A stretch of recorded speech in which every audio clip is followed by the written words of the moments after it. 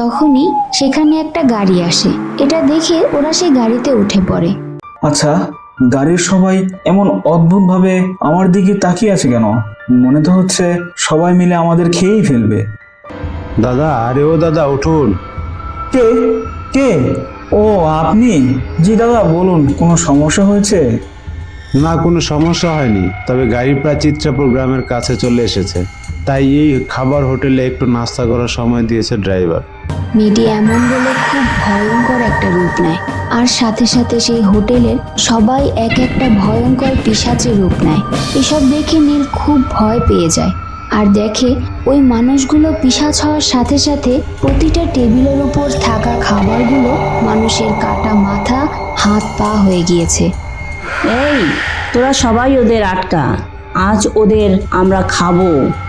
নীল এত কিছু দেখে খুব ভয় পাচ্ছিল আর সেখান থেকে পালাতে যাচ্ছিল, কিন্তু ও কিছুতেই সেখান থেকে সরতে পারছিল না। ওর মনে হচ্ছিল কেউ যেন শক্ত করে ওকে বেঁধে রেখেছে। আরে, আমি নাড়াচড়া করতে পারছি না কেন? আমার তো পালাতে হবে এখান থেকে, না হলে ওই পিচারগুলো আমাকে আর পরিবারকে একসাথে মেরে ফেলবে।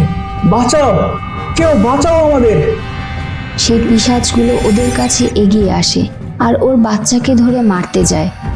না, বাঁচাও, কেউ বাঁচাও আমাদের।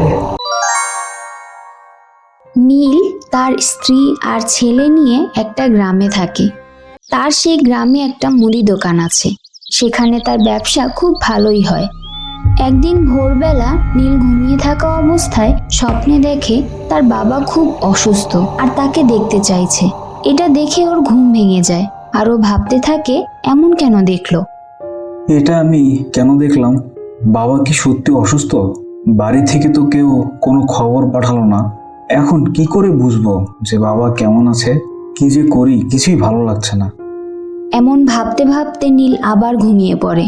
কিছুক্ষণ পর ওর ঘুম ভেঙে গেলে ও নিজের দোকানে যায়, কিন্তু তারপরও ও নিজের মনকে শান্ত করতে পারছিল না। তাই ও সিদ্ধান্ত নেয় যে আজ রাতের গাড়িতে ও নিজের স্ত্রী আর ছেলেকে নিয়ে ওর বাবাকে দেখতে যাবে। না, এভাবে বসে থাকলে চলবে না।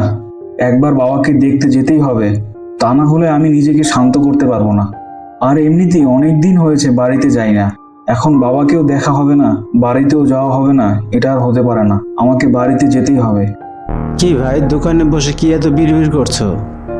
তেমন কিছু না ভাই, আসলে আজ ভোরবেলা ঘুমের মধ্যে একটা স্বপ্ন দেখলাম যে আমার বাবা খুব অসুস্থ আর আমাকে দেখতে চাইছে। তখন থেকেই না মনটা ভালো লাগছে না। ও, এই ব্যাপার? তাহলে যাও, গিয়ে দেখে আসো তোমার বাবাকে, তাহলেই তো হলো। আচ্ছা ভাই, তোমার বাবার বাড়ি আমাদের গ্রাম থেকে কত দূরে? এই তো আমাদের গ্রাম নিয়ে 2টো গ্রাম পরেই আমার বাবার গ্রাম। ও আচ্ছা, চিনতে পেরেছি। কিন্তু ভাই, আমি যতদূর জানি তাতে ও তো শুনেছি ওই গ্রামটা নাকি বেশি ভালো না, আর সেই গ্রামের যাত্রা পথও নাকি বেশি ভালো না, কত কিছু নাকি দেখা যায়। দূর, কি যে বলো না তুমি ভাই, এমন কিছুই না, এসব বাজে কথা বুঝলে। আমি তো আজ রাতেই যাব, সন্ধ্যার পর বাড়ির উদ্দেশ্যে রওনা হব। আমি যা শুনেছি তাই বললাম ভাই, বাকিটা তোমার ইচ্ছা। লোক মুখে শুনেছি সে গ্রামের কাছে নাকি এই কিছুদিন হলো একটা খাবার হোটেল হয়েছে, সেটা নাকি আবার দিনে খোলে না, শুধু রাত হলেই নাকি ওই হোটেল খোলা হয়।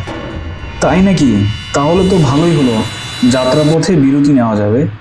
নীল তার দোকানে সারাদিন থাকে, আর সন্ধ্যা হলে দোকান বন্ধ করতে যাবে, ঠিক তখনই একটা অচেনা লোক মুখ ঢাকা অবস্থায় ওর দোকানে আসে।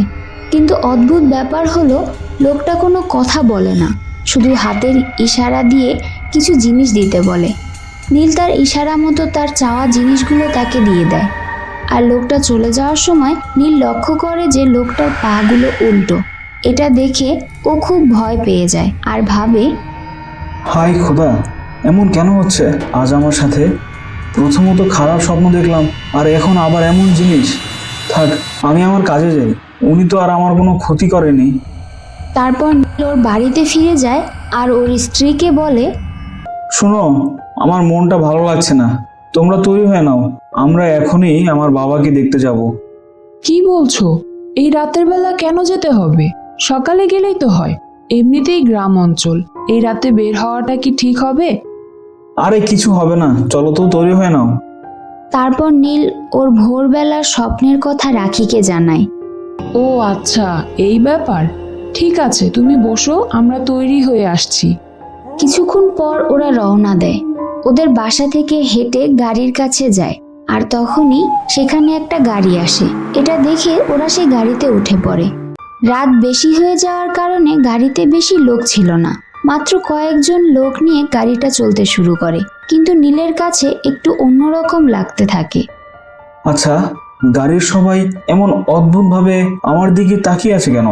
মনে তো হচ্ছে সবাই মিলে আমাদের খেয়েই ফেলবে। নীল এসব ভাবতে ভাবতে গাড়ির মধ্যে ঘুমিয়ে পড়ে। কিছুক্ষণ পর হঠাৎ একজন লোক ওকে ডাকতে থাকে। দাদা, আরে ও দাদা, উঠুন। কে কে? ও আপনি? জি দাদা, বলুন, কোনো সমস্যা হয়েছে? না, কোনো সমস্যা হয়নি, তবে গাড়ি প্রায় চিত্রাপুর গ্রামের কাছে চলে এসেছে, তাই এই খাবার হোটেলে একটু নাস্তা করার সময় দিয়েছে ড্রাইভার। আমরা সবাই তো যাচ্ছি হোটেলে, তাই ভাবলাম আপনাকেও ডেকে দিই, না হলে তো আপনারা তিনজন পুরো খালি গাড়িতে একাই থাকবেন। ধন্যবাদ দাদা, আমরাও যাব খাবার খেতে। নীল ওর স্ত্রী আর ছেলেকে নিয়ে খাবার হোটেলে যায় আর দেখে সেই হোটেলটা খুব সুন্দর করে সাজানো, আর হোটেলের ভিতরে প্রতিটা টেবিলে খুব মজাদার খাবার সাজিয়ে রাখা হয়েছে, আর সবাই যার যার মতো খাবার নিয়ে খাচ্ছে। কিন্তু নীল খুব অবাক হয়। অদ্ভুত ব্যাপার তো, হোটেলে কি কোনো মালিক নেই নাকি? সবাই যে যার মতো খাবার নিয়ে খাচ্ছে। ও দাঁড়িয়ে এসব ভাবতে থাকে। এর মধ্যে একটা মেয়ে এসে ওদের বলে, স্যার আসুন, ভিতরে আসুন, কি খাবেন বলুন। নীল মেয়েটির কথায় একটু চমকে যায়, তাও কিছু বুঝতে না দিয়ে একটা টেবিলে গিয়ে বসে। এর মধ্যেই ও দেখে যে যেই মেয়েটা এই মাত্র ওর সাথে কথা বলল, সে উল্টো পায়ে হেঁটে অন্য একটা টেবিলে গেল। এটা দেখে ও হোটেলের বাকি সবার পায়ের দিকে তাকায়, আর দেখে সেই হোটেলে ওরা তিনজন ছাড়া বাকি সবাই উল্টো পায়ে হাঁটছে। এটা দেখে নীল খুব ভয় পেয়ে যায়। আরে, এটা আমি কোথায় এসেছি? এই হোটেল তো আসলে কোনো হোটেল বলে মনে হচ্ছে না। আমার এখান থেকে আগে পালাতে হবে। নীল সাথে সাথে টেবিল থেকে উঠে পড়ে, আর ওরা তিনজন হোটেল থেকে বের হতে চেষ্টা করলেই সেই মেয়েটা এসে ওদের আটকে দেয় আর বলে, স্যার, খাবার না খেয়ে কোথায় যাচ্ছেন? আগে তো খাবার খেয়ে নিন। না না, আমাদের কোনো খিদে নেই, আমাদের যেতে হবে, অনেক দেরি হয়ে যাচ্ছে। এটা কি করে হয়? আমার হোটেলে কেউ আসলে আমি তো তাদের না খাইয়ে যেতে দেই না, কিছু তো খেতে হবেই আপনাদের। না থাক, আমরা কিছু খাবো না, আমাদের খিদে নেই। আপনারা না খেলেও তো আমরা খাবো, তাও আপনাদের যেতে দেব না। মেয়েটি এমন বলে খুব ভয়ঙ্কর একটা রূপ নেয়, আর সাথে সাথে সেই হোটেলের সবাই এক একটা ভয়ঙ্কর পিশাচের রূপ নেয়। এসব দেখে নীল খুব ভয় পেয়ে যায়, আর দেখে ওই মানুষগুলো পিশাচ হওয়ার সাথে সাথে প্রতিটা টেবিলের উপর থাকা খাবারগুলো মানুষের কাটা মাথা, হাত পা হয়ে গিয়েছে। এই, তোরা সবাই ওদের আটকা, আজ ওদের আমরা খাবো। নীল এত কিছু দেখে খুব ভয় পাচ্ছিল, আর সেখান থেকে পালাতে যাচ্ছিল, কিন্তু ও কিছুতেই সেখান থেকে সরতে পারছিল না।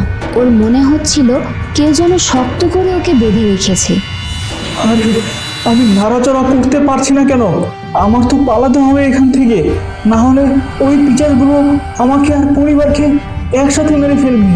বাঁচাও, কেউ বাঁচাও আমাদের। সেই পিশাচগুলো ওদের কাছে এগিয়ে আসে আর ওর বাচ্চাকে ধরে মারতে যায়। না, বাঁচাও, কেউ বাঁচাও আমাদের। এই, কি হয়েছে তোমার? গাড়ির মধ্যে এমন চেঁচাচ্ছ কেন? পাগল হলে নাকি? আমরা কোথায় আছি এখন? আমরা গাড়িতে আছি, বাবাকে দেখতে যাচ্ছি। তোমার কি হয়েছে বলো তো? এভাবে চেঁচালে কেন? দেখো সবাই কিভাবে দেখছে আমাদের। না, কিছু হয়নি, চিন্তা করো না। নীল রাখিকে কিছুই বলে না, আর পিছনে ফিরে দেখে গাড়িতে অনেক মানুষ আছে এখন। হয়তো যাত্রাপথে আরো মানুষ উঠেছিল গাড়িতে। তখন নীল আবার গাড়ির জানালা থেকে বাহিরে তাকিয়ে দেখে ওরা একটা শ্মশানের কাছ দিয়ে যাচ্ছে। আর নীল আরো একটা ভয়ঙ্কর জিনিস দেখে যে সেই শ্মশানে ওই মেয়েটা দাঁড়িয়ে আছে, যে ওর স্বপ্নে হোটেলে একটা পিশাচ হয়েছিল। ও, তার মানে এই ব্যাপার। এত কিছু আমি স্বপ্নে দেখেছি, আর আমার স্বপ্নে এই পিশাচদের আসার কারণ এটাই যে আমরা শ্মশানের কাছে আছি। ভাগ্যিস অনেক বড় বিপদ থেকে বেঁচে ফেললাম। আর কখনো আমি এই রাতে এই পথে আসবো না। এমন ভাবতে ভাবতে নীলর বাসায় পৌঁছে যায়।